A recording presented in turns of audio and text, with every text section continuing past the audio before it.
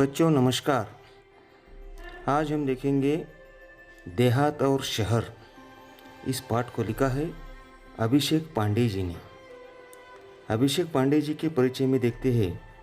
अभिषेक पांडे जी का जन्म 29 जनवरी 1992 में मुंबई महाराष्ट्र में हुआ था। इनको समसामयिक विषयों में लिखने की विशेष अभिरुचि रही है। प्रस्तुत पाठ यह एक पत्र रूप पाठ है। प्रस्तुत पत्रों में लेखक ने देहात और शहर के अपने सुख दुख एवं बढ़ती हुई जनसंख्या के अभिशाप पर अनेक सुझाव दिए हैं। तो चलो बढ़ते हैं हमारे पाठ की तरफ। पहला पत्र लिखा है देहात ने। देहात यानी गांव ने लिखा है शहर को। यह पत्र लिखा है 1 अगस्त 2017 में। देहात कहता है, प्रिय मित्र शहर, नमस्कार। कल तुमसे बात हुई, मेरे सुख दुख के संबंध में पूछा। धन्यवाद। बहुत सारी बातें मन में है, सब कुछ दूरध्वनि पर कहना मुश्किल है। सोचा पत्र ही लिखूं। अब मैं अपना दुखड़ा क्या रोऊं। चलिए इस बार कुछ अच्छी बातें भी तुमसे साझा करता हूँ। डिजिटल क्रांति का थोड़ा असर हमारे गांव में भी दिखाई पड़ने लगा है। मोबाइल के माध्यम से नित नवीन सूचनाएं हम तक पहुंचने लगी है। स्वच्छ ग्राम स्वस्थ ग्राम परियोजना घर घर तक पहुंच गई है। ग्रामजन भी शिक्षा, स्वास्थ्य, रोजगार, खेती के नवीन औजारों और आधुनिक खेती की पद्धतियों को थोड़ा थोड़ा जानने लगे हैं। घर घर में शौचालय जैसी सुविधा के प्रति लोग जागरूक हो रहे हैं। हालांकि कुछ परेशानियां अब भी वही की वही है। पीने का पानी लाने के लिए दूर दूर तक जाना पड़ता है।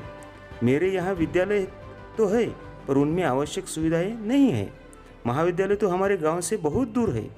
तुम्हारे बारे में सोचता हूँ तो लगता है कि तुम्हारे पास अत्याधुनिक और अच्छी सुविधाएं, विकसित तकनीक है।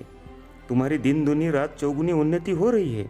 तुम कितने सुखी हो। यातायात के आधुनिक साधन, पक्की चौड़ी सड़कें, बड़े बड़े शॉपिंग मॉल और 24 घंटे बिजली की सुविधा तुम्हारी शान में 4 चांद लगा देती है। कभी कभी मन बहुत उदास हो जाता है। एक ज़माना था जब मेरे यहाँ बहुत खुशहाली थी, चारों तरफ हरियाली थी, पर अब पहले जैसी रौनक नहीं है। मैं असुविधा, बेरोजगारी, आपसी झगड़े, गुटबाजी, अशांति जैसी समस्याओं से घिरता जा रहा हूँ। यहाँ के कुछ अशिक्षित और अल्पशिक्षित लोग परिवार कल्याण के प्रति आज भी उदासीन हैं। जनसंख्या भी बढ़ रही है, उनके लिए यहाँ काम धंधा नहीं है। रोजगार की तलाश में लोग शहर जा रहे हैं। यहाँ काम के लिए मजदूर नहीं मिल रहे हैं। शहरी चमक दमक और आधुनिक सुविधाओं की ओर आकर्षित होकर लोग मुझे अकेला छोड़कर तुम्हारी ओर दौड़ रहे हैं। यहाँ स्वास्थ्य सुविधाएं भी नहीं हैं। बीमारियां हैं, पर पर्याप्त मात्रा में सुसज्ज और अच्छे अस्पताल नहीं है। लोगों को ठीक समय पर दवा नहीं मिल पाती है। मेरा परिवार टूट सा रहा है। बताइए मैं क्या करूं। तुम्हारा मित्र देहात। बच्चों, जैसे ही शहर को अपने मित्र देहात का पत्र मिलता है तो शहर ने भी सोचा, क्यों ना मैं देहात को पत्र ही लिखूं। तो शहर लिखता है 15 अगस्त 2017 को। शहर कहता है, प्रिय मित्र देहात, नमस्कार।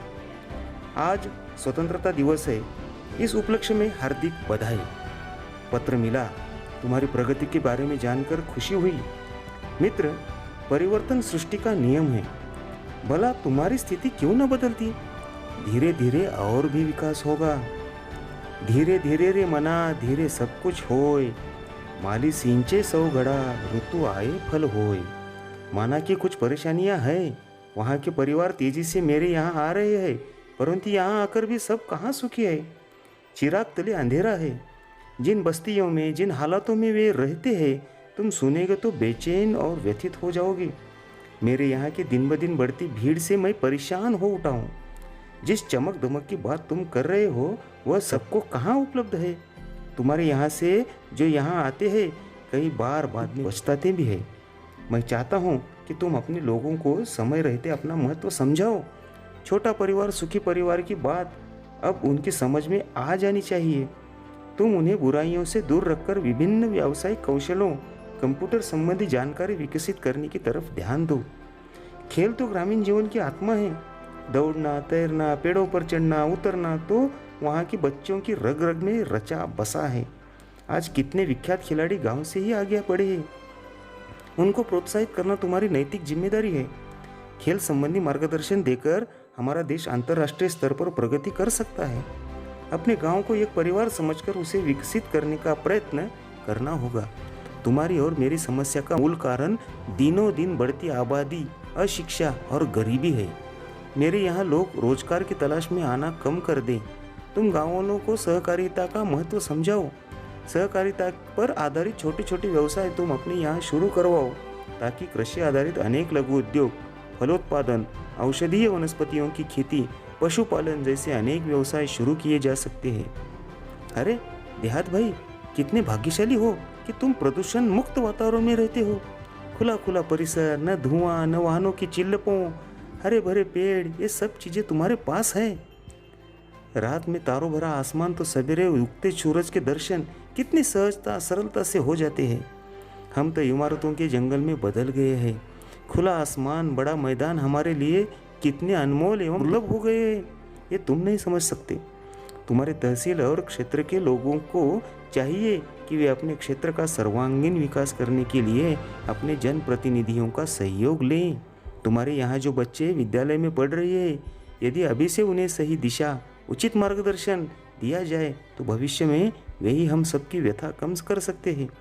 वही हमारे आशा स्थान है। मुझे पूरा विश्वास है कि उन पर अवश्य ध्यान दिया जाएगा। तुम्हारा अपना शहर।